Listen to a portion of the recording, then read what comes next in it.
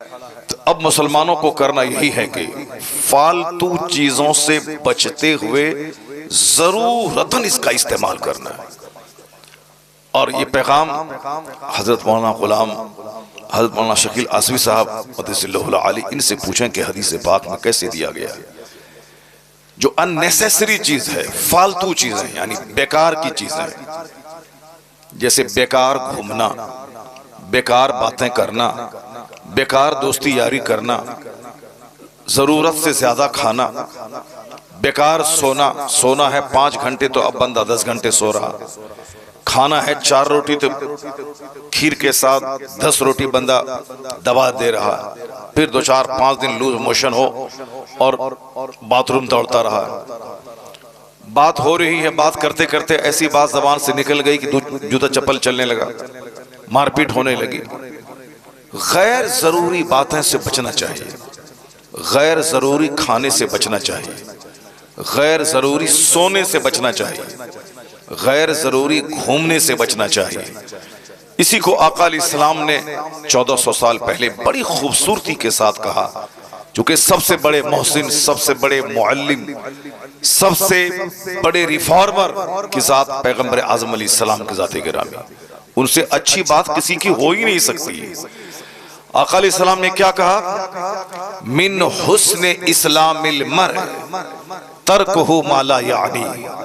मेरी माँ बहन बेटियां वो भी गौर से सुने, गैर जरूरी बातों की वजह से तलाक हो रही है, गैर जरूरी बातों की वजह से तकरार हो रही है। ऐ लड़का, ऐ सुनो इधर, कुछ समझ रहे हो?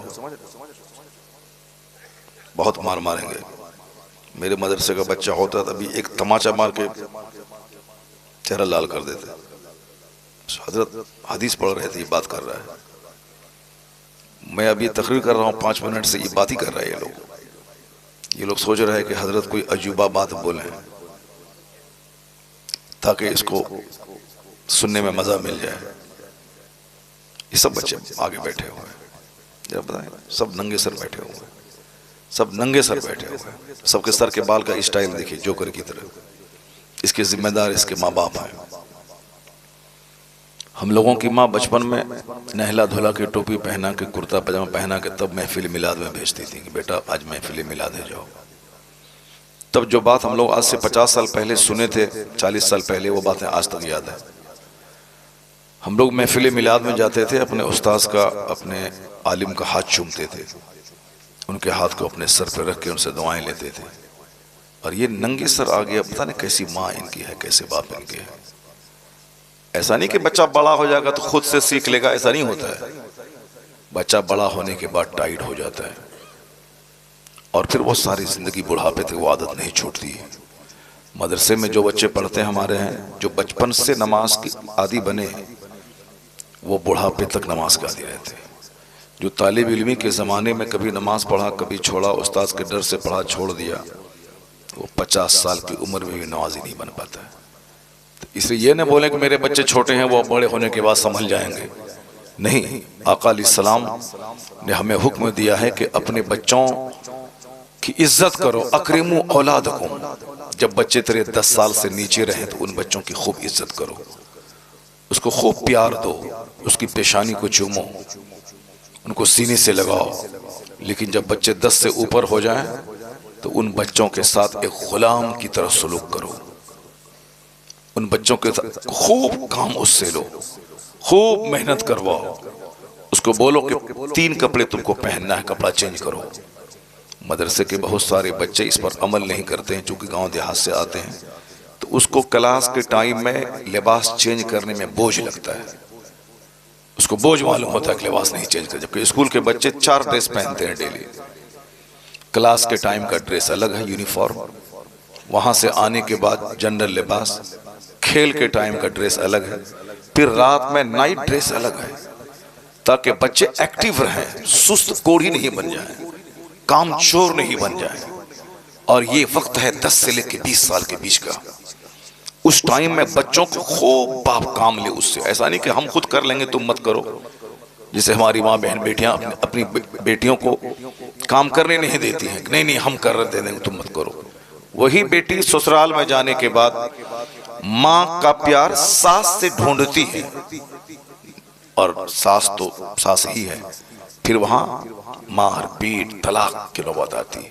जो माँ अपनी बच्ची से खूब काम लेती है, झाड़ू लगाओ, खाना बनाओ, नाश्ता बनाओ, बिरयानी बनाओ, कीमा बनाओ, कोफ्ता बनाओ, दाल इस तरह बनाओ, रोटी ऐसे बनाओ, यानी जो तरह तरह के आइटम सिखाती है और हमेशा काम में लगा के रखती है, उसकी बेटी की शिकायत ससुराल से कभी नहीं आती। उसकी बेटी बिजली के नाम से पुकारी जाती है, सास की निगाहों में अजीज बन जाती है, उनका शौहर उससे खुश रहता है। चूंकि औरतों के ताल्लुक से शौहर का एक मजाज होता है कि इनका हाथ हर वक्त काम में लगा रहे, सास भी चाहती है कि हर वक्त ये काम में लगी रहे। क्या मतलब? सुबह उठे सबसे पहले नमाज पढ़े, कुरान पाक की तिलावत करे, उसके बाद वो हाथ में झाड़ू ले। ऐसा नहीं कुरान पढ़ने से पहले वो पूरे घर बार को साफ कर दे, नहीं, सबसे पहले नमाज पढ़े। वो गलत बात है कि दिन निकलने से पहले ही झाड़ू वाड़ू कर दें। दिन निकलने से पहले सबसे पहला काम है नमाज पढ़े। नमाज सबसे बड़ा काम है, उससे बड़ा कोई काम नहीं। एक बंदा जब नमाज पढ़ता है तो समझ लें कि दुनिया का सबसे बड़ा काम वो कर रहा है, उससे बड़ा कोई काम नहीं। 50 खरब की बिल्डिंग बनाना, 50 खरब की जमीन खरीदना, 50 मॉल बनाना, मार्केटिंग कॉम्प्लेक्स बनाना, ये सब छोटा काम है। जो बंदा नमाज पढ़ता है समझ लें ये जिंदगी का सबसे बड़ा काम कर रहा है। सुभान अल्लाह बोलो ना। कोई अजूबा बात बोलते हैं तब सुभान अल्लाह कहोगे तुम। इस बात को सिर्फ नोट करके यहां से चले जाओ, 5 घंटे की तकरीर सुनने से बेहतर है। इस बात को नोट कर लो कि जिंदगी का सबसे बड़ा काम नमाज पढ़ना है। 50 करोड़ रुपए की बिल्डिंग कोई बना रहा है और कोई नमाज पंजगाना पाबंदी से पढ़ रहा है, मैं कसम खा के कहता हूं कि 50 करोड़ की बिल्डिंग से बड़ा काम नमाज पंजगाना अदा करना है। चूंकि हमारा मकसद बिल्डिंग बनाना नहीं है इस दुनिया में, हमारा मकसद अल्लाह की इबादत करना है। बिल्डिंग इसीलिए है ताकि मैं उसमें रह सकूं, कपड़ा इसीलिए है ताकि मैं अपने सत्र को छुपा सकूं, खाना इसीलिए है ताकि मेरी पीठ सीधी रहे, मैं जिंदा रह सकूं। और जिंदा क्यों रहूं? अल्लाह की इबादत कर सकूं। मकसद हयात अल्लाह की इबादत है कि हमको अल्लाह की बंदगी करनी है। अब बंदगी करने के लिए जिंदा रहना, जिंदा रहने के लिए खाना खाना, जिंदा रहने के लिए कपड़ा पहनना, जिंदा रहने के लिए सर छुपाने के लिए घर चाहिए। घर बनाना मकसद हयात नहीं है, जिंदा रहने के लिए एक चीज है वो। खाना खाना ये मकसद हयात नहीं है, जिंदा रहने के लिए एक जरूरी चीज है। कपड़े का मुकाबला करना ये मकसद हयात नहीं है कि सुबह कुछ पहने शाम कुछ पहने, नहीं, जिंदा रहने के लिए कपड़ा जरूरी है। और जिंदा क्यों रहा जाए? तबारकल्लज़ी बियदिहिल मुल्क व हुवा अला कुल्लि शैइन क़दीर अल्लज़ी खलक़ल मौत वल हयात लियब्लुवकुम अय्युकुम अहसनु अमला। अल्लाह कहता है बड़ी बरकत वाला है वो जिसके कब्जे में है सारी बादशाहत, वो हर चीज पर कादिर है, जिसने मौत और जिंदगी पैदा की। Who created life and death, जिसने मौत और जिंदगी पैदा की ताकि वो टेस्ट करे कि तुम में से किसका काम अच्छा है। हमें अच्छे काम के लिए रब ने पैदा किया, न कि सिर्फ मकान का मुकाबला करें। वॉल पुट्टी करना है तो फॉल से सीलिंग करना है, तो ग्रेनाइट लगाना है, तो टाइल्स लगाना है। तो हाँ, टाइल्स खूबसूरत है, ग्रेनाइट खूबसूरत है, तुम्हारे घर की फॉल से सीलिंग खूबसूरत है, लेकिन तुम कब खूबसूरत बनेगा? तुम्हारी खूबसूरती न मकान से है, तुम्हारी खूबसूरती न टाइल्स और मार्बल से है, तुम्हारी खूबसूरती अल्लाह की इबादत और अच्छे अखलाक से है। मिट्टी के घर में कोई सिविलाइज्ड, डिसिप्लिन, मुहज्जब, बाअखलाक, नमाजी रहता हो तो वो मिट्टी का घर सोने के घर से बेहतर है। अगर गोल्ड का घर है उसमें है शराबी, उसमें है जुआरी, उसमें है सूदखोर, उसमें है नशा करने वाला, उसमें है रात दिन गाने सुनने वाला, उसमें है बेनमाजी, तो वह सोने का घर उसके लिए राख और कूड़ा करकट का ढेर है उसके लिए। आज चूंकि हर तरफ सिर्फ मकान बनाने की फजीलत बयान की जा रही, वो मकान बना लिया, पढ़ा लिखा, वो दिल्ली चला गया, फैक्ट्री बना दी, वो कलकत्ता गया, करोड़ों की कमाई कर ली, वो इंजीनियर बना, इतना कमा लिया, वो डॉक्टर बना, इतना कमा लिया। इसलिए आज सबसे ज्यादा focus engineer, doctor, master, lawyer, barrister बनने पे ज्यादा दिया जा रहा, जबकि पहले जमाने में ज्यादातर फोकस इसी पे होता था। क्या हुआ? क्या हुआ? क्या बच्चा की तबीयत खराब हो गई, ठीक है जल्दी से ले जाओ उसको। तो बच्चे की तबीयत खराब है, उसको ले जाओ घर डॉक्टर। बस बाकी जिसकी तबीयत खराब नहीं हुई वो गौर से सुनो। अल्लाह तबारक व तआला हम सबों को मजलिसों का अदब करने की तौफीक अता फरमाए। हम लोग कितनी मेहनत से बातें करते हैं, कितनी मेहनत से दिमाग चलाते हैं ताकि लोगों की तवज्जो हमारी तरफ रहे, वो हदीस कुरान सीख ले। लेकिन लोगों का भी अजीब मजाज है। कोई एक बंदा खड़ा हो गया, सब उसी को देखने लगा। कोई एक बंदा उधर कुछ चिल्लाया, उसको सब देखने लगा। यानी हम लोग बिल्कुल अटेंटिवली नहीं सुनते अपने आलिमों को। और गौर से अगर आलिमों को सुने तो बाजू में घर में आग भी लग जाए तो भी उसका पता नहीं चलता आदमी को, मगर चूंकि ध्यान नहीं होता है। अब ध्यान लगा के सुने। आज मैं 4 घंटे की तकरीर नहीं करूंगा, आज सिर्फ 1 घंटा बोलूंगा। उस 1 घंटे को आप गौर से सुन लें। हमारे पीर साहब ने क्या कहा कि हक बोलना चाहिए, हक का मैं साथ देता हूं। आलिमों का काम ये नहीं कि बहुत लंबा चौड़ा जुब्बा रोजाना 5 बार बदले। आलिम का काम ये नहीं कि जैसा जुब्बा उसी रंग का, उसी रंग की पगड़ी, उसी रंग की घड़ी, उसी रंग का जूता। नहीं, आलिम सिंपल रहे मगर बात हक बोलें तो वही हमारे लिए बादशाह है। आलिम की नकल अवाम करते हैं, आलिम के चलने फिरने के अंदाज को पब्लिक देखती है, इसलिए आलिम दूसरों के लिए मॉडल है। अब हमारे सामने कोई नाच रहा हो, गा रहा हो और हम मुस्कुरा रहे हों तो हम आलिम से क़यामत के दिन कल सवाल होगा कि तुम्हारे सामने गुनाह होता रहा, तुमने क्यों नहीं टोका, तुमने क्यों नहीं रोका। तुम्हारा काम मकान बनाना, गाड़ी खरीदना नहीं है। तुम्हारा मकान है, तुम्हारा काम है मुस्तफ़ा का पैगाम लोगों तक पहुंचा देना। आका फरमाते हैं मन रआ मिनकुम मुनकरन फलयुगय्यिरहु बियदिही। If anyone among you sees an evil action, he should stop it with his hand. सबसे पहला काम, अगर तुम में से कोई देखे किसी गलत काम को कि गलत काम हो रहा है तो सबसे पहली ड्यूटी है कि उसको हाथ से रोक दे। हाथ से रोके उसको, जबान से बाद में, दिल से बाद में, सबसे पहले हाथ से रोके। सबसे पहले हाथ से रोके। बादशाह पे लाजिम है कि वो तकरीर नहीं करे, बादशाह पे लाजिम है कि वो डंडे का इस्तेमाल करके गुनाह को रोक दे। कहीं शराब की भट्टी चल रही है, गांव के प्रधान, गांव के मुखिया, गांव के जमींदार जिसकी जमीन पे लोग चलते हैं, उस पे लाजिम है कि वो हाथ से उस गुनाह को रोक दे। वो बोले कि अगर तुमने शराब नहीं छोड़ा तो तुमको मैं अपने इस खेत पे चलने नहीं दूंगा। अगर तुमने बदकारी नहीं छोड़ी मैं तुमको इस गांव में घुसने नहीं दूंगा। ये लाजिम है जमींदारों पे, प्रधान पे, मुखिया पे, एमएलए पे, एमपी पे, जो गांव के सरकर्दा अफराद हैं, उसके लिए जरूरी है कि वो गुनाहों को हाथ से रोक दे। सबसे पहले फलयुगय्यिरहु बियदिही, उसको बदल दे, उसको रोके, उसको हाथ से रोके। फ़इल्लम यस्तति', if he is unable to do so, if he is unable, अगर वो मजबूर है कि हाथ से नहीं रोक पाएगा, हाथ से रोकेंगे तो मेरे पास उतनी ताकत नहीं है कि सामने वाले से मुकाबला कर पाए, तो कहते हैं कि दूसरा दर्जा ये है गुनाहों को रोकने का, गुनाहों से समाज को बचाने का। पहला दर्जा तो है कि हाथ से रोके।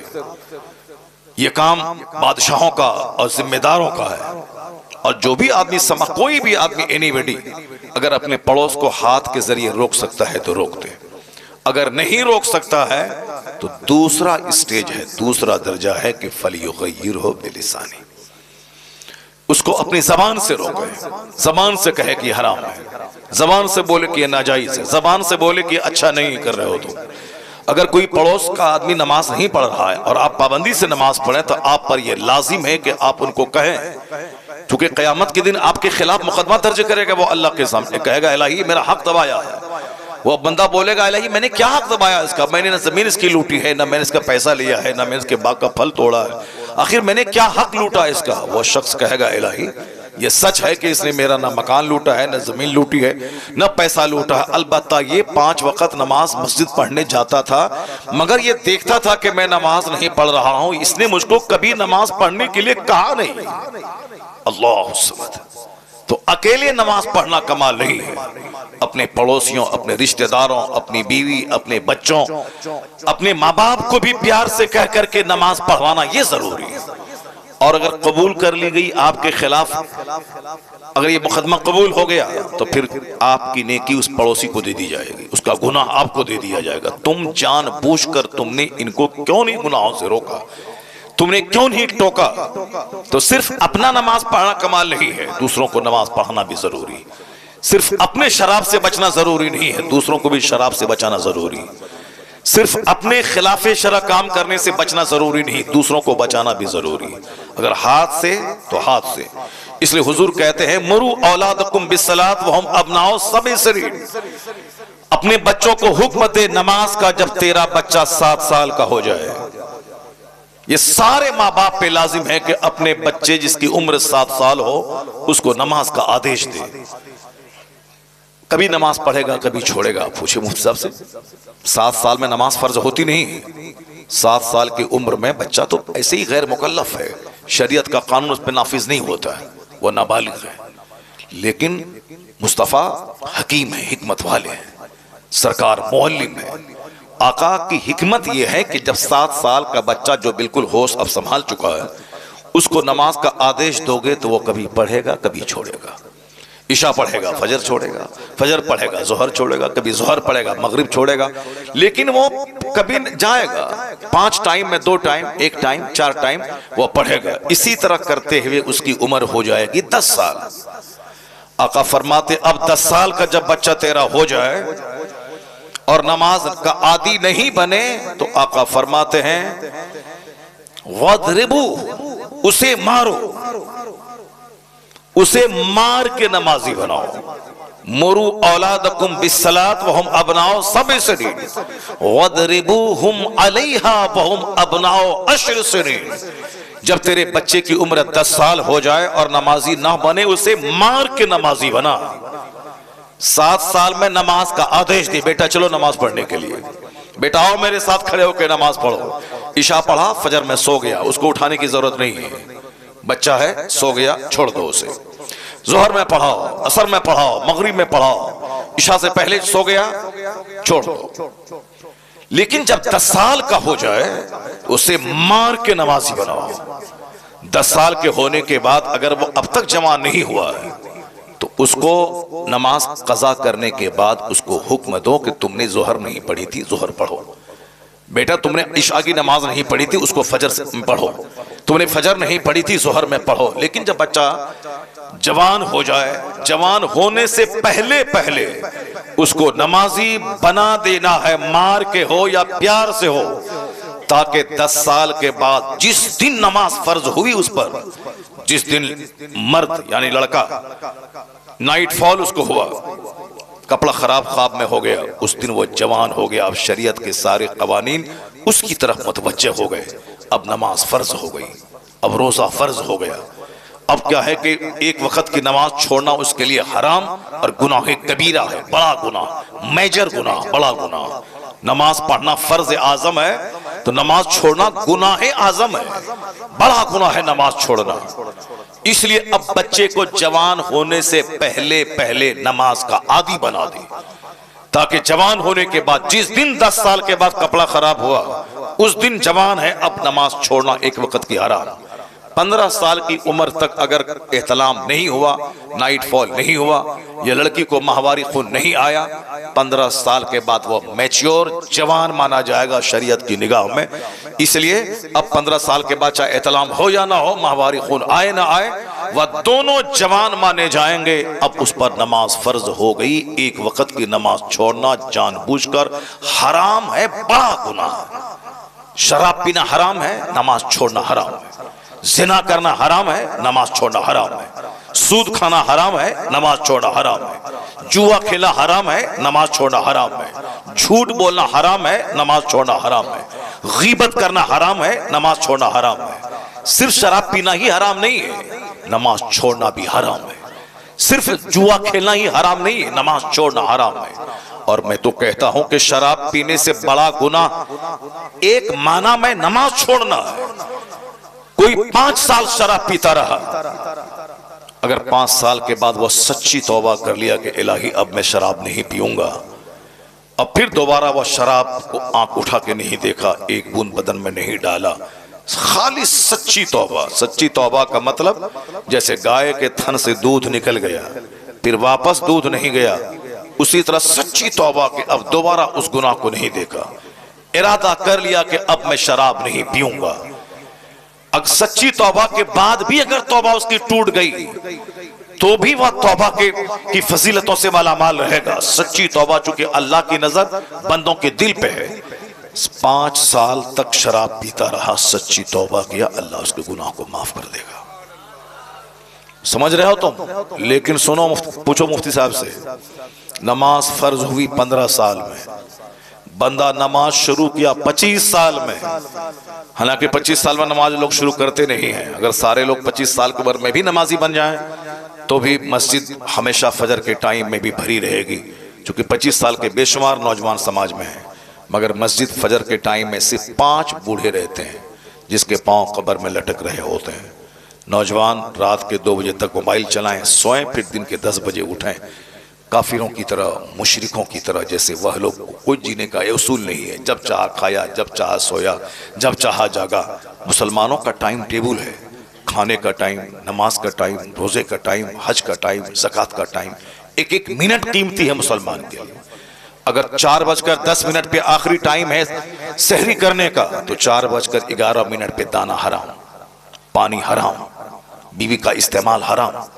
लेकिन अगर 6:10 पे इफ्तार का टाइम है तो 6:10 से पहले दाना पानी हराम और 6:10 के बाद हलाल। 1 मिनट पहले हराम, 1 मिनट के बाद हराम हलाल। 1 मिनट पहले हलाल, 1 मिनट के बाद हराम। कुछ समझते हो कि जिस इस्लाम में एक एक मिनट कीमती है, उस इस्लाम का मानने वाला 2-2 घंटे चाय की दुकान पे गुजारेगा। उस इस्लाम का फॉलोवर 3 घंटे सिनेमा हॉल में गुजारेगा। उस इस्लाम का मानने वाला 2-2 घंटे बस स्टैंड में बैठकर गपशप करेगा। और जुमा के दिन 5 मिनट अगर खुतबा लंबा हो गया तो इमाम साहब को भगाने की तरकीब बनाएगा। आज जिस मुसीबतों में मैं मुब्तला हूं, यह सिर्फ मुस्तफा के अहकाम को न मानने का नतीजा है। और जब मुसीबतें आती हैं तो कहता है अल्लाह कहां है, रसूलुल्लाह कहां है। अल्लाह कहां है ये मत बोल, अल्लाह कहां है ये बोल के तू कहां खड़ा है। अल्लाह तेरी शहरत से ज्यादा करीब है, मगर बंदे बता दे तू कहां है, तेरा घर कहां है, तेरी औलाद कहां है, तेरा मुआशरा कहां है। रसूल पाक तो तेरी जान से ज्यादा करीब है। अन्नबी औला बिल मोमिनीन मिन अनफुसिहिम, नबी मुसलमानों की जान से ज्यादा करीब है। ये मत बोल मुस्तफा कहां है, ये बोल के तू कहां है। तेरा हेयर स्टाइल काफिरों जैसा, तेरा फटा हुआ जींस काफिरों जैसा, तेरे गले की सिकरी, तेरे पांव हाथ का बाला, पांव का धागा काफिरों जैसा। और तू कहता है कि अल्लाह कहां है। रसूलुल्लाह का आवाज आती है हम तो माइल बकरम है, कोई साइल ही नहीं, राह दिखलाए किसे कोई रह रहे मंजिल ही नहीं। तू बता दे तू कहां है। तू मुस्तफा का गुलाम बन जा, आज भी इज्जत तेरे लिए, हुकूमत तेरे लिए, जन्नत तेरे लिए।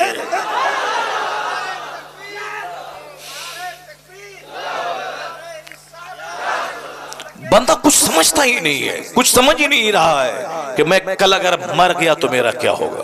एक बंदा मेरे गांव का, वो डीएम बनने की तैयारी कर रहा था दिल्ली में। डीएम का मतलब हमसे ज्यादा तुम जानते हो, यूपीएससी की तैयारी, यूनियन पब्लिक सर्विस कमीशन। अब मोबाइल चला के, गुटखा खा के, बाप के पैसे का मालदा शहर में सिनेमा देख के इस्तेमाल करने वाला, वो क्या जाने कि हमारा एम ऑफ लाइफ क्या है। बस आईए बीए एमए किया, नौकरी नहीं मिली, नहीं नहीं हिंदुओं का मुल्क है, मुसलमानों को नौकरी नहीं मिलती है, यही बोलेगा, ठगेगा। तुम काम चोर रहा, रात का गलत इस्तेमाल किया, सिनेमा देखता रहा, दोस्ती यारी करता रहा, किताब नहीं पढ़ा और डिग्री ऐसे ही चोरी करके एमए पास कर गया। अब नौकरी, आजकल कंपटीशन का जमाना है, नौकरी नहीं मिली तो नहीं पापा, ये इंडिया मुशरिकों का मुल्क है, हिंदुओं का मुल्क है, मुसलमानों की नौकरी यहाँ नहीं मिलती है। दो चार जूता चेहरा पे मारे, चेहरा लाल कर दे। हिंदुओं का मुल्क है ये न हिंदुओं का मुल्क है, न सिखों का मुल्क है, ये मुल्क सारे हिंदुस्तानियों का है, ये मुल्क हमारा है। अगर हिंदुओं का मुल्क होता तो शाह फैसल नाम का लड़का कश्मीर का आईएएस में पूरे इंडिया में टॉप नहीं करता। अगर सिर्फ हिंदुओं का मुंह देख के नौकरी मिलती तो पिछले साल 35 मुसलमानों के लड़के डीएम नहीं बनते। मेरे पास हर साल का डाटा मौजूद है। मोदी जी के आने के इस 10 साल के पीरियड में कितने बच्चे आईएएस ऑफिसर बने, वो सब डाटा है। पिछले साल मुसलमानों की एक बेटी गोरखपुर की नौशीन नाम की, उन्होंने आईएएस में 9वां रैंक लाया। जबकि आईएएस कोई कंपीट कर ले 800वां रैंक भी लाए तो भी बहुत बड़ी बात है, 9वां रैंक लाना इतने लाख बच्चों में बहुत बड़ी बात है। अब हमारी बेटी दूसरों का मुंह देखेगी, लव लेटर लिखेगी, दूसरों से चक्कर चलाएगी, वो तो फटीचर क्लास की बन जाएगी। अब जो सारा टाइम किताब पे लगाएगी, फोकस करेगी, मेहनत करेगी, न अपने रिश्तेदारों की शादी में जाएगी। ये दुनियावी हिसाब से मैं कह रहा हूं, बाकी मजहबी एतबार से जो हमारी बातें हैं वो तो है ही। वो करना फी बयूते कुन्ना वाला तबर्रजना तबर्रुजल जाहिलिया। मजहबी तौर पर तो यही है कि हमारी बच्चियों का मर्दों के साथ मिल के बैठ के तालीम हासिल करना दुरुस्त नहीं है। मजहबी तौर पर तो यही है कि हमारी माँ बहन बेटियां वो दीन सीखें, दीन पढ़ें, कनीज़े फातिमा बने। वो उनको नहीं बनना है डीएम, बल्कि डीएम बच्चा पैदा करना है। सुभान अल्लाह। वो कनीज़े फातिमा बनकर हैं, उनकी गोद से मुजाहिद पैदा हो, सलाहुद्दीन अय्यूबी जन्म लें, वो औरंगजेब जैसा बादशाह दुनिया को अता करे। वो जब खुद रहेंगी लंगटी तो बच्चा तो महापापी पैदा हो जाएगा। वो रहेंगी तालीम याफ्ता मुहस्सब कनीज़े फातिमा, तब बेटा गुलाम हुसैन पैदा हो जाएगा।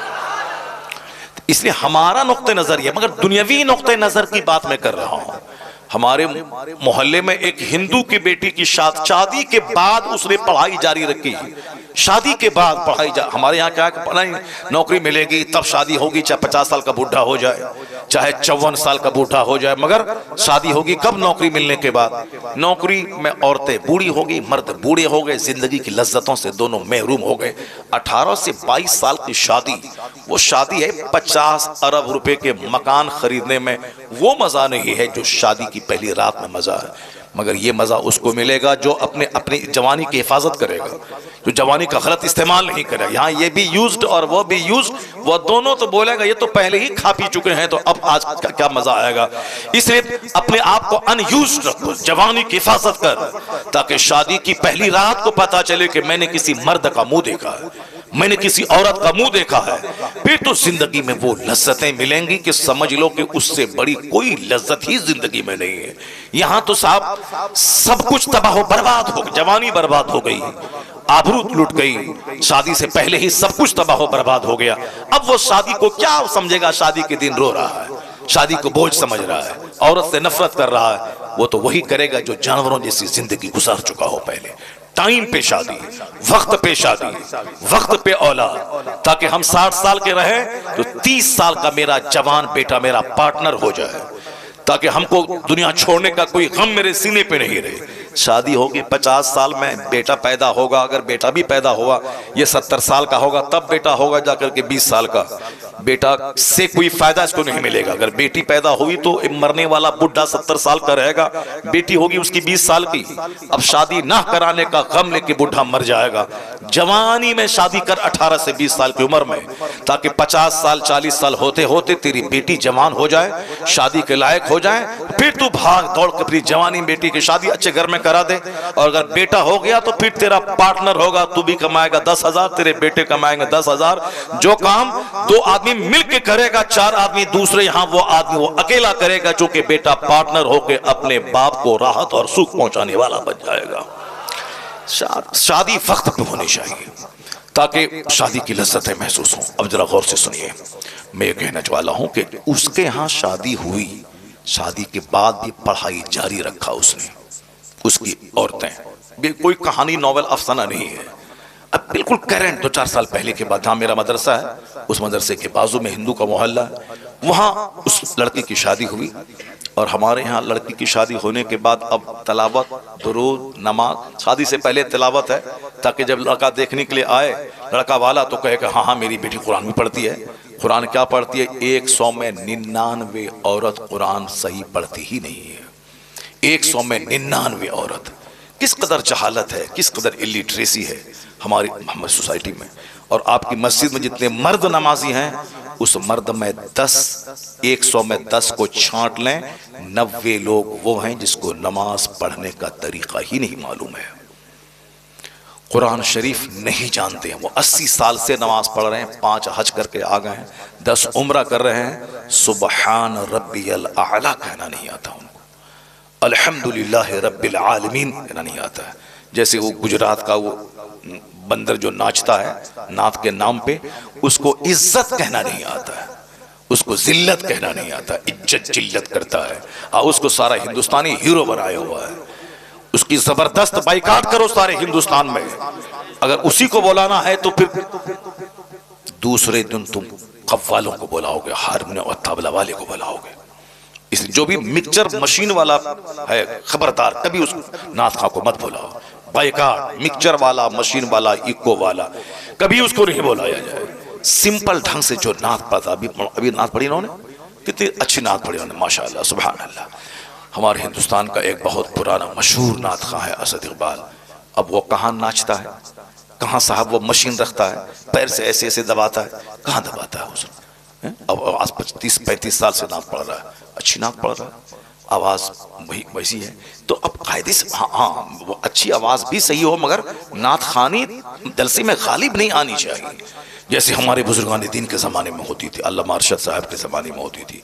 एक नाथ खां आया, 5 अशार पढ़ा, बस चलो, बाकी अब दीन सिखा रहे हैं, कुरान हदीस की बातें हो रही। अब तो दीन की बातें दब गई, अब नाथ खानी सामने आ गई। ये अगर अच्छी नात भी पढ़े बंदा तो भी सीरत के जलसे में इस बात का ख्याल रहे कि नात खानी 10% हो, तकरीर 90% होनी चाहिए। कुरान शरीफ की तिलावत जैसे शुरू में होती है 5-10 मिनट के लिए, मैं कहता हूं कि 10 मिनट नहीं, आधा घंटा कुरान पाक की तिलावत करो और अच्छे कारी से तिलावत करवाओ, ताकि मुसलमान भी सुने तो आंसू बहाएं और गैर मुस्लिम भी सुने तो उनका भी सीना हिल जाए। चूंकि मेरी गुफ्तगू में वो तासीर नहीं है जो अल्लाह का कलाम आज भी वो असर रखता है कि बंदा कायदे से तिलावत करे तो आंख से आंसू के कतरे बह जाए। वह तक़शइरु मिन्हु जुलूदुल लज़ीना यख़शौना रब्बहुम, कुरान कहता है जो अल्लाह से डरते हैं उनके रोंगटे कुरान सुनने के बाद खड़े हो जाते हैं, उनके रोंगटे खड़े हो जाते हैं, उनके चमड़े नर्म पड़ जाते हैं। व इज़ा समिअू मा उनज़िला इला रसूल तरा अयुनहुम तफीदु मिनद्दम, जब वो अल्लाह के कलाम को सुनते हैं तो आंखें आंसू बहाने लगती है। अल्लाह का कलाम है ही इस काबिल कि बंदा आंसू बहाए, हंसे नहीं। कुरान हुस्न के साथ नाजिल हुआ है, इसलिए आका फरमाते हैं जब कुरान पढ़ो तो आंसू बहाओ, रोने जैसी सूरत बनाओ। खुद आका अलैहिस्सलाम अब्दुल्लाह इब्ने मसूद जो सहाबी रसूल हैं, उनसे कहा कि तुम कुरान पढ़ो मैं सुनूंगा। उन्होंने कहा सरकार कुरान तो आप पर नाजिल हुआ है, आपसे बेहतर कौन पढ़ सकता है। आका ने कहा कि मैं सुनना चाहता हूं तुझसे। उन्होंने जब कुरान पढ़ना शुरू किया तो हुजूर सुनते रहे। यहाँ तक कि इस आयत पर जब पहुंचे, वजीना बिका अला हाउलाए शहीदा, सरकार ने हाथ के इशारे से कहा कि रुक जाओ। अब्दुल्ला इब्न मसूद जब रुक गए, चूंकि वो मुस्तफ़ा को सुना रहे थे, किस बेखुदी में सुना रहे होंगे, जिस पर कुरान नाजिल हुआ है उनको सहाबी सुना रहा है, किस कदर बेखुदी में सुना रहा होगा कि मैं आका को सुना रहा हूं जो कुरान वाले हैं, जिन पर कुरान नाजिल हुआ है, वो बेखुदी में सुना रहे थे। इधर आका अलैहिस्सलाम ने जब रुकने का इशारा किया, वो जब रुके, उसके बाद आंख उठा के देखा तो देखा हुजूर की आंखें आंसू बहा रही हैं। सुभान अल्लाह, सुभान अल्लाह। जिन पर कुरान नाजिल हुआ वो कुरान सुन के रो रहे हैं, इसलिए हुजूर ने कहा जब कुरान पढ़ो तो आंसू बहाओ, आंसू ना निकले तो आंसू बहाने जैसी सूरत बना लो। गम से कुरान नाजिल हुआ है। कुरान का मजाज है जंग साफ कर देना, कुरान का मजाज है घमंड दूर कर देना, कुरान का मजाज है जो सुने तो उसके रोंगटे को खड़ा कर देना। आज हमारे यहाँ कुरान ही नहीं पढ़ा जाता है, कॉमेडी सुनी जाती है, कुरान नहीं सुना जाता है। जहां तहां की बेजान कहानी सुनी जा रही, कुरान नहीं सुना जा रहा। बंगाल में एक और गलत रीत है, जीवनी के नाम पे फालतू बेबुनियाद और गढ़ी हुई रिवायतें बयान की जाती हैं, और गा गा के गढ़ी हुई रिवायतें। सैयदा फातिमा ज़हरा रज़ी अल्लाह ताला अन्हा की शान में गैर मुहज़्ज़ब जुमले, नबी बोला ए फातिमा, ये सारी बातें जीवनी के नाम पे बोली जा रही है, जीवनी के नाम पे गाया जाता है। 5 बच्चे बैठे हुए, ये गा रहा, जीवनी बयान कर रहा है। उलमाए कराम से हदीस सुना जाए, उलमाए कराम से कुरान सुने जाए, झूठी जीवनी बयान नहीं की जाए, कुरान पाक के पढ़ने का रिवाज दिया जाए। घर में कोई औरत हाथ में काम में हाथ नहीं लगाएगी जब तक कि वह कुरान पाक की तिलावत न कर ले। कोई झाड़ू नहीं लगाएगी जब तक कि वह दुरूद ना पढ़ ले। जिन अय्याम में उन पर नमाज फर्ज नहीं है, जब माहवारी के दिनों में, उन दिनों में भी आदत बना दें कि वह वजू करके मुसल्ले पे बैठ के 100 बार कलमा शरीफ 100 बार दुरूद पढ़ ले, ताकि दूसरों को उनकी कमजोरी का पता भी नहीं चले और नमाज पढ़ने की आदत भी लगी रहे, ताकि नमाज 5 वक्त पढ़कर वजू करना, मुसल्ले पे बैठने की आदत लगी रहे। वरना वह पाक होंगी, एक दिन पहले वो नहाएंगी, 2 दिन के बाद नमाज शुरू करेंगे, 5 दिन के बाद फिर अगला महीना का खून आ जाएगा, बस सुस्ती करेंगी। इसलिए बुजुर्गों ने कहा है उसे नापाक हालत में नमाज नहीं पढ़ना है, लेकिन वह दुरूद तो पढ़ सकती है, वजू करके मुसल्ले पे बैठ जाए ताकि नमाज के टाइम की आदत लगी रहे। वह दुरूद पढ़े काम शुरू करने से पहले, मुसलमान मर्द तिलावत करे काम शुरू करने से पहले। तिलावत 5 मिनट जल्दी से खत्म कीजिए, बाकी वो नाचेगा 1 घंटा 1.5 घंटा 2 घंटे तक। नाते पाक को नाच नहीं बोला जाता है, नाते पाक को मुजरा नहीं बोला जाता है। जो तुम्हारा स्टाइल, जो तुम्हारा ढंग है, उस ढंग की मजम्मत की जाती है, नात की नहीं। जो नात दिल से पढ़े तो बंदा वली बन जाएगा, जो दिल से मुस्तफा से इश्क करे तो वो वली बन जाएगा। दिल से जो करे, जबान से हम आपके बगैर नहीं जिएंगे, नमाज फजर जोहर असर सब गायब है, वो तो सारी जिंदगी पढ़ता रहेगा नात, विलायत की क्या बरकतों को महसूस ही नहीं कर सकता है। वो आशिक रसूल वो होगा जो मुस्तफ़ा की मोहब्बत में मुस्तफ़ा की पैरवी करता है। आशिक रसूल तो गर्दन कटाने को तैयार रहता है, गर्दन कट जो नमाज फजर के लिए ना उठ पाया वो गर्दन क्या कटा पाएगा। बस सिर्फ 2 पैसा कमाने के लिए ये सारे नाम लिए जाते हैं। आला हजरत के सामने एक शख्स आया, कहा हुजूर मैंने नात लिखी है। उस नात के अशार में जब देखा, मैं आपके लिए तड़प रहा हूँ हुजूर, आपकी जुदाई में बेचैन हूँ। आला हजरत ने क्या कहा, जो कुछ आपने लिखा है वो अगर आपके दिल में है तो आप वली हैं।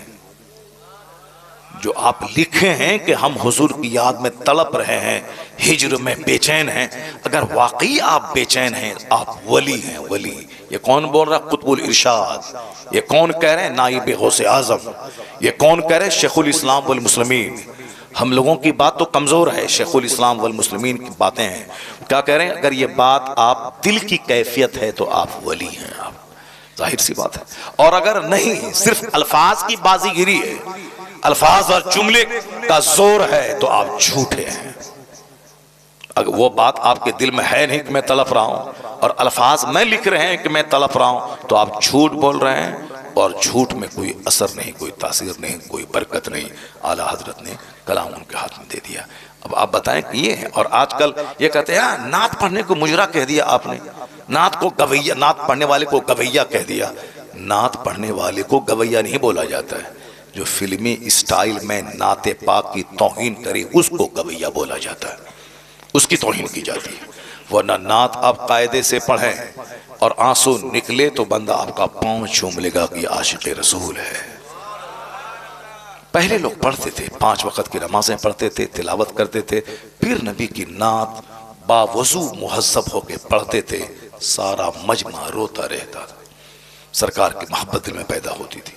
एक तो तुम नात पढ़ता है बेवजू, नात पढ़ता है बेनमाजी, और उसके बाद ढठाई के साथ फिल्मी स्टाइल में नात पढ़ता है, फिल्म के गाने के तर्ज पे नात पढ़ता है, और फिर आलिम दीन की तौहीन और अपमान करता है। जिस आलिम के पांव की धूल के बराबर नहीं है ये बेनमाजी और जाहिल नात खां, ये उलमा की तौहीन करते हैं। उनको पीछे बैठा के आगे बैठ कर वो उनकी तरफ पीट करके नात पढ़ते हैं, जबकि मालूम है कि 18 साल का आलिम जवान 80 साल का बूढ़ा कोई हो तो उस पर लाजिम है कि आलिम से आगे नहीं, आलिम से पीछे चले। हमसे कहते हैं दलील कहाँ है? दलील बहार शरीयत में सदरुल शरिया ने लिखा है, जो फ़िक़्ह इस्लामी की इंसाइक्लोपीडिया, उसमें यह बात दर्ज है। उसमें कहा गया है कि आलिम चाहे गैर आलिम चाहे जितनी उम्र के क्यों ना हो, 80 साल का ज़ईफ क्यों ना हो, उस पर लाजिम है कि 15 साल जवान आलिम के पीछे चले। ये उम्र का एहतराम नहीं बल्कि इल्म दीन का एहतराम है। यह इल्म दीन का एहतराम, उनके सीने में कुरान और हदीस का इल्म है। जैसी की तैसी कर डाली तुम लोगों ने जलसे की, और उसके बाद आज कोई टोक रहा है तो तुम उसके खिलाफ बोल रहे हो, उसके खिलाफ चल रहे हो। मैं मुबारकबाद देता हूँ हिंदुस्तान के इस गए गुजरे माहौल में भी तमाम मुफ्तियान कराम, तमाम आइमे कराम, तमाम उलमा, तमाम मशाइख को, जिन्होंने इस गए गुजरे माहौल में भी हक की हिमायत करके आलिम होने का हक अदा किया है।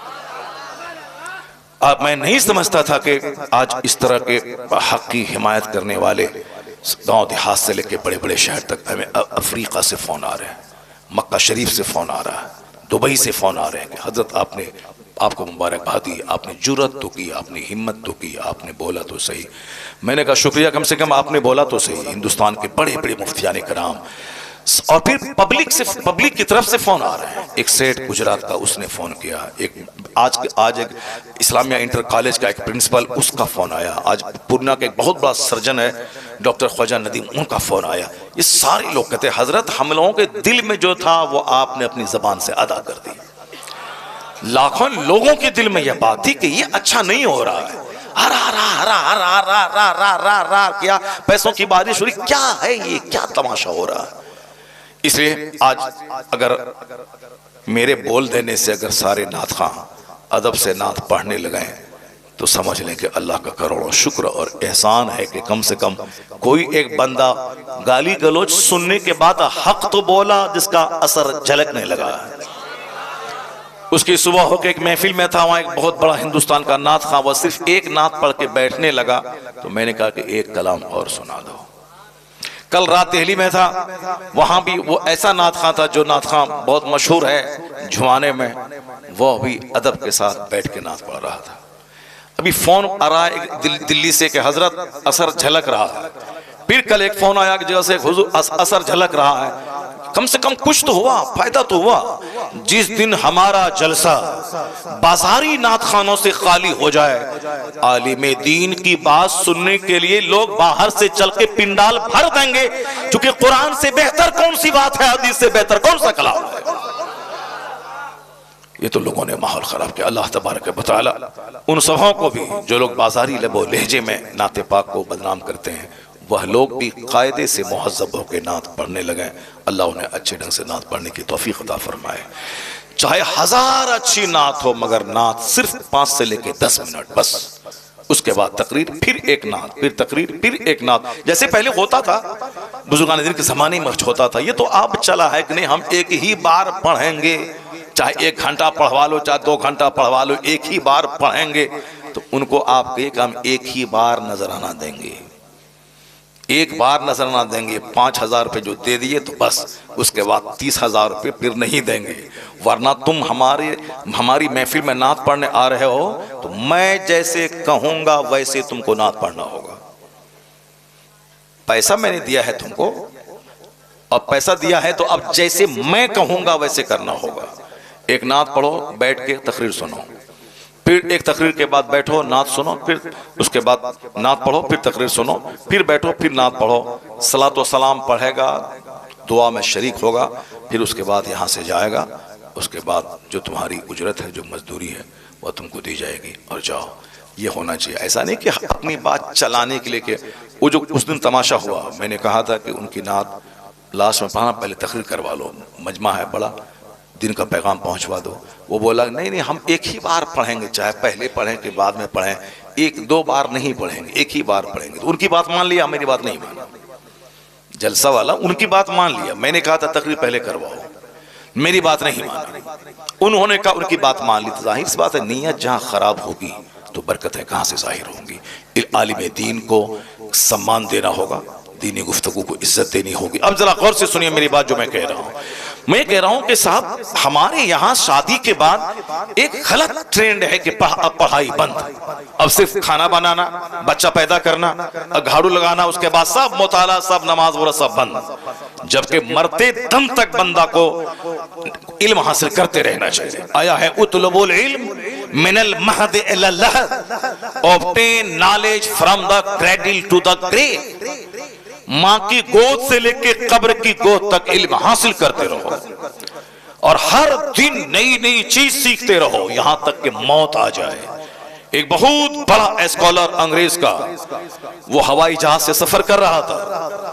जब जहाज डूबने लगा तो हिंदुस्तान का एक स्कॉलर उनके बारे में पढ़ चुका था कि बहुत बड़ा पढ़ा लिखा आदमी है वो भी इसी जहाज से सफर कर रहा है। तो उस जहाज में जब हर तरफ हंगामा पापा था, आहो फुगा गिरियाओ सारी, चूंकि जहाज डूबने वाला, सब लोग मर जाएंगे। ये हिंदुस्तान का स्कॉलर, देखें कि इतना बड़ा थिंकर है, फिलोसफर है, वो इसी जहाज से सफर कर, देखें उनका क्या हाल है इस टाइम में। सारे लोग तो रो रहे हैं, पीट रहे हैं कि मैं मर जाऊंगा। देखें उस बड़े फिलोसफर जिनकी एक एक बात में जिंदगी मिलती है, जिनका एक एक सेंटेंस वेटी वजनदार होता है, प्रेशस कीमती होता है। जरा उनसे पूछें, देखें उनका क्या सिचुएशन है इस मौत जब सामने नाच रही है, कश्ती डूबने वाला है। वो जब गया उसके कमरे में, हवाई जहाज, ये पानी वाले जहाज में, देखा कि वो किताब की स्टडी में लगा हुआ है। क्या बात है, किताब पढ़ रहा है। कहा सर, तूफान की जद में है जहाज, सारे मुसाफिर रो रहे हैं, सामने मौत नजर आ रही है और आप इस खौफ की घड़ी में किताब का मुताला कर रहे हैं। क्या कहा उस बंदे ने, वो यूरोप का रहने वाला, हम लोग तो सिर्फ घचड़ घचड़ बात करने वाले हैं, टाइम बर्बाद करने वाले हैं, सिर्फ दूसरों की गीबत शिकायत करने वाले हैं, अपनी बुराई दूर करके अच्छाई पैदा करने का ट्रेंड तो हमारे अंदर है नहीं। जो अच्छा काम कर रहा है उसकी टांग खिंचाई हमारे अंदर है। वो यूरोप का दानिश्वर क्या कह रहा है, इसीलिए तो मैं किताब पढ़ रहा हूं। अब जहाज डूबने वाला है, हम लोग मरने वाले हैं, कम से कम मरने से पहले पहले इल्म तो हासिल कर रहे हैं। अल्लाह समद, कम से कम मरने से पहले पहले एक चैप्टर तो पढ़ ले, मरने से पहले पहले एक इल्म तो हासिल कर लें। इसीलिए तो पढ़ रहा हूं। हालांकि जहाज डूबा नहीं, बिल्कुल उलट पुलट करके तूफान की जद में आकर के बस किनारा मिल गया और जहाज बच गया। अगर नहीं बचता, मर जाता, तो ये बात हमको कैसे मालूम होती? क्योंकि जो उस जहाज पे सवार था उसने जहाज से बचने के बाद तब स्टेटमेंट दिया कि ये देखें स्टडी करने वाले लोग कैसे कैसे होते हैं, मौत के वक्त में भी मुताला करते हैं। और यहाँ शादी हुई, पढ़ाई बंद, शादी हुई, दुआए कुनूत तक याद नहीं। शादी के बाद जो गांव देहात के मकतब में पढ़ाने वाले मौली साहब से, मुंशी जी से जो पढ़ा था, अलम तरा कैफ़ फ़अल रब्बुका बिअस्हाबिल फ़ील अलम यजअल कज़म फ़ी तज़लील वरसलम तरा बिल, जो मकतब के मुंशी से पढ़ा था, उसी तरह की हमारी बेटियां मरते दम तक पढ़ती रहती, हमारे बच्चे मरते दम तक उसी तरह पढ़ते रहते हैं। ये नहीं कि अब जिंदगी बची है, शादी के बाद कम से कम वक्त है तो चलो ट्यूशन पढ़ करके अच्छे कारी से कम कुरान पाक की 20 सूरतें, जो तरावी की नमाज में जब मैं तन्हा पढ़ूं तो कम से कम 20 सूरतें कम से कम 10 ही सही अलम तरा कैफा से लेके कुल अऊज़ु बिरब्बिन नास तक ठीक से पढ़ लें ताकि नमाज सही हो जाए। उसको तरावी में भी पढ़ लें डबल करके, और पांचों नमाजें उसी 10 सूरतों से पढ़ें। कम से कम इतना तो कर लेना चाहिए। नहीं, बूढ़े हो गए, कुरान पाक कायदे से पढ़ नहीं पा रहे हैं। जरा देखें, वह हिंदू की बेटी शादी जवान हो चुकी थी, शादी हो गई, शादी के बाद अपने शौहर से कहा, शौहर से बोली कि मैं स्टडी जारी रखूंगी, आपकी खिदमत में कोई कमी नहीं होगी, मैं आपकी वाइफ हूं, मैं टाइम निकाल के मैं स्टडी करूंगी। तो शौहर ने कहा हाँ ठीक है, स्टडी करो। इस कदर डीपली पढ़ाई करी कि पूरा हिंदुस्तान अखबार में आया था, सारा मेरा शहर खुशी मना रहा था। हिंदू तो खुशी मना ही रहे थे, मुसलमान भी उसकी मेहनतों की दाद दे रहे थे कि शादी होने के बाद, एक बच्चा होने के बाद भी पढ़ाई जारी रखी। वह ब्लॉक डेवलपमेंट ऑफिसर भी बन गई, बीडीओ ब्लॉक डेवलपमेंट ऑफिसर बन गई वो। और हमारी बेटी अलम तरा कैफा भी नहीं पढ़ पाई, दुरूद ताज भी नहीं पढ़ पाई, दुरूद इब्राहिमी भी कायदे से याद नहीं है। अगर दुरूद इब्राहिमी पढ़ो तो कोई बच्चा नहीं पढ़ पाएगा, वह भूलेगा, सर खुजलाएगा। अल्लाहुम्मा सल्ली अला मोहम्मद पर कहीं बारकता बोलेगा, कहीं वो कुछ बोलेगा, कायदे से नहीं पढ़ पाता है, वो पढ़ ही नहीं पाता है, चूंकि मजाज ही नहीं, बस खाना पीना मर जाना है।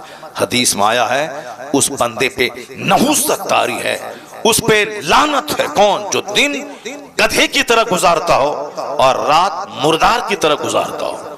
गधे की तरफ मतलब धोबी के घर से कपड़ा ढोना घाट तक, घाट से धोबी के घर तक, गधे की तरह साफ ईंट ढोना, चक्की पीसना।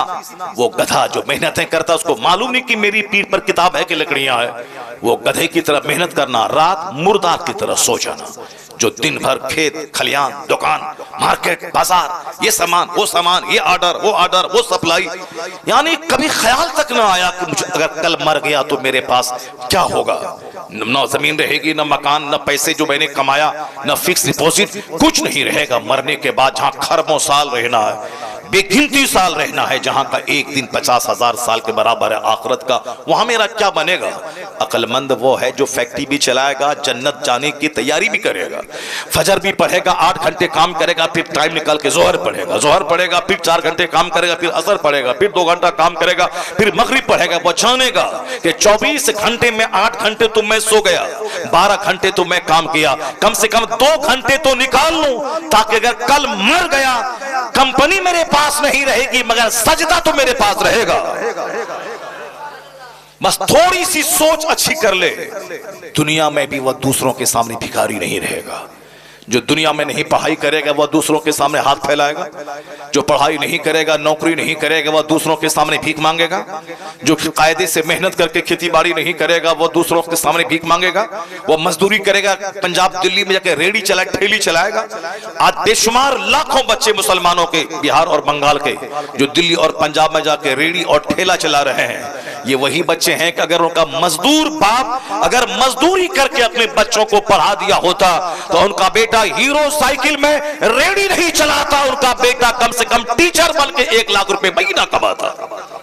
वो अपने घर और समाज वालों की इज्जत में इजाफा करता। लेकिन बाप भी इतना जाहिल, वो भी मजदूरी करता रहा और 5 साल 6 साल के बच्चों से भी मजदूरी करवाता रहा। एजुकेशन, दुनिया की तालीम जरूरी है दुनिया में खुशहाल रहने के लिए, दुनिया की तालीम जरूरी है यहां खुशहाल होने के लिए। बहुत सारे जमींदार जमीन बेच बेच कर मकान बनाते हैं, जमीन बेच बेच कर बुलेट खरीदते हैं, जमीन बेच बेच कर अपनी बेटी की शादी करवाते हैं। कोई भी काम पड़ा जमीन बेचा, कोई बीमार पड़ा जमीन बेचो, मकान बनाना है जमीन बेचो, 5 साल के बाद रंग पेंट करना है जमीन बेचो। अब बाप की जमीन पाई थी, अपना तो ना इल्म हासिल किया, ना हुनर सीखा, ना ठीक ढंग से खेती बाड़ी कर रहा है। अब कोई बड़ा काम आ गया तो जमीन बेच बेच कर बड़ा बनना चाहता है, बुलेट खरीद के जमीन बेच के पेट्रोल डालता है वो। लेकिन उसी समाज का गरीब मजदूर का बच्चा जो उनके घर में मजदूरी कर रहा था, वह पढ़ पढ़ करके दारोगा बन गया, लॉयर बन गया, बैरिस्टर बन गया, मास्टर बन गया, ब्लॉक डेवलपमेंट ऑफिसर बन गया। अब वो जमीन इसकी खरीद रहा। अब वो साहब अच्छे आलीशान बंगला कमा के बना रहा, जमीन बेच के नहीं, जमीन खरीद करके वो एक इज्जत की रोजी गुजार इज्जत के साथ जी रहा है। तो जितने उलमाए कराम पैदा हुए गरीब घर के, आज उस गांव के मालदारों से बेहतर उनकी जिंदगी हो रही है। या इल्म है जो उससे ताकतवर बना दिया, या इल्म है जो उसको घर बना दिया, या इल्म है जो उसको इज्जत के साथ रहने का माहौल अता किया। और जमींदारों का बेटा जमीन बेच बेच कर कंगाल हो गया। बाप के पास 100 बीघा जमीन, उनके 5 बेटे, अब 20 बीघा में जमीन बढ़ 20 बीघा, अब उनके 4 बेटे 5 बीघा, उनके 2 बेटे 5 बेटे 1 बीघा। अब उसके बाद बेटे कंगाल हो गए। अब जो सिर्फ जमीन पे आधारित और आश्रित रहेगा कि बेच बेच के खाएंगे, तो 100 बीघा जमीन तो पड़ पोता तक आते आते 1 कट्ठा भी नहीं रहेगा, 1 कट्ठा जमीन नहीं मिलेगी। तब क्या करेगा? जो इल्म हासिल करेगा, मेहनत करेगा, पढ़ेगा, लिखेगा, उस जमीन को बेच के बच्चों को पढ़ाएगा। तो अगर वह 100 बीघा वाला रहेगा, बच्चा पढ़ लिया तो 500 बीघा जमीन खरीद के जमीन में इजाफा कर देगा। ये काम गैर मुस्लिमों के यहाँ होता है। एक साहब शादीशुदा खातून ब्लॉक डेवलपमेंट ऑफिसर बन गई, और हमारी बेटियां हैं बस बीमारी का टुकड़ा बनी हुई है। गैस्ट्रिक का मर्ज है, पैर में दर्द है, घुटने में दर्द है, आंख में दर्द है। यानी जो काम नहीं करेगी वह बीमार तो पड़ेगी, जो 5 वक्त की नमाज नहीं पढ़ेगी वह बीमार तो पड़ेगी, जिसको सुबह सवेरे खाना था फजर के बाद वो खाएगी, 12 बजे नाश्ता करेगी, बीमार तो पड़ेगी, गैस्ट्रिक का मर्ज तो होगा। अब साहब उसकी आंख की बीनाई कमजोर तो होगी जो वक्त पे खाना नहीं खाएगी। हर आदमी को अपने लिए सोचना होगा कि मैं क्या खाऊं, किस खाने में कितनी ताकत है, कौन सी ग़िज़ाएं ताकतवर ग़िज़ाएं हैं, इस्तेमाल करना होगा, टाइम का इस्तेमाल करना होगा। जो टाइम का इस्तेमाल नहीं करेंगे सही बीमार तो पड़ेंगे। अब डॉक्टर मुरली मनोहर जोशी जो भाजपा का कैडर लीडर है, उसने कभी कहा था, कानपुर के एक योगा के शिविर में कहा था, स्वस्थ रहने के लिए योगा करें। और योगा का जितना तरीका हिंदुस्तान में है, उन्होंने कहा था रामदेव का जिसका भी तरीका हो वो सारे तरीके एक तरफ। उन्होंने कौन कहा था? कौन? हिंदू गैर मुस्लिम, आरएसएस का कैडर लीडर, भाजपा पार्टी का 3 पिलर, उस 3 पिलर में से एक आडवाणी, एक अटल बिहारी वाजपेयी, एक डॉक्टर मुरली मनोहर जोशी। ये 3 पिलर हैं भाजपा पार्टी के, बीजेपी के। वो मुरली मनोहर जोशी भाजपा का कैडर लीडर, वो बोला था कि योगा करना वक्त की जरूरत है, प्रधानमंत्री से लेकर चपरासी तक सारे लोग योगा करें ताकि हिंदुस्तान तंदुरुस्त लोगों का मुल्क हो जाए, वरना हिंदुस्तान बीमारों का मुल्क कहलाएगा। तंदुरुस्त रहें, योगा करें। और आगे क्या कहा? योगा का तरीका अलग अलग है, रामदेव का अलग, दूसरों का अलग। हाथ उठाओ, हाथ नीचे करो और सांस लो, सांस तेज तेज छोड़ो, पसीना बहाओ, खुली फजा में जाओ, नाक पर ध्यान केंद्रित करो। कहा सारे तरीके अपनी जगह, मगर वह भाजपा का कैडर लीडर क्या बोला? ये मैंने दूसरे ही दिन अखबार में ये रिपोर्ट मैंने पढ़ी, ऐसा नहीं कि व्हाट्सएप यूट्यूब में किसी से सुन लिया तो मैं बोल रहा हूं।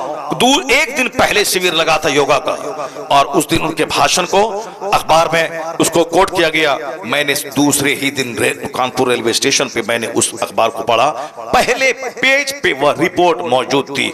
रिपोर्ट क्या थी? मनोहर जोशी ने कहा योगा के जितने तरीके हैं वो सब एक तरफ, कहते हैं मेरी निगाह में इस्लाम के पैगंबर ने जो 5 वक्त नमाज का तरीका सिखाया